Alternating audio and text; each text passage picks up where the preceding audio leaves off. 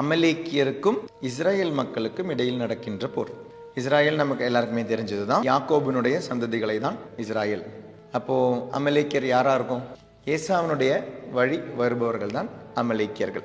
இந்த இரண்டு சகோதரர்களுக்கும் ஒரு ஸ்பிரிச்சுவலான ஒரு மீனிங்கும் இருக்கு. அமலேக்கியர் என்பவர்கள் மாம்சத்தின் பிள்ளைகள் என்றும், இஸ்ராயல் தேர்ந்தெடுக்கப்பட்டவர்கள் ஆன்மீகமான பிள்ளைகள் என்றும் குறிப்பிடப்படும். இப்ப இது ரெண்டும் யாருக்கு இடையிலான போர்? உண்மையாவே இது மாம்சத்திற்கும் ஆன்மீகத்திற்கும் எதிரான போர்.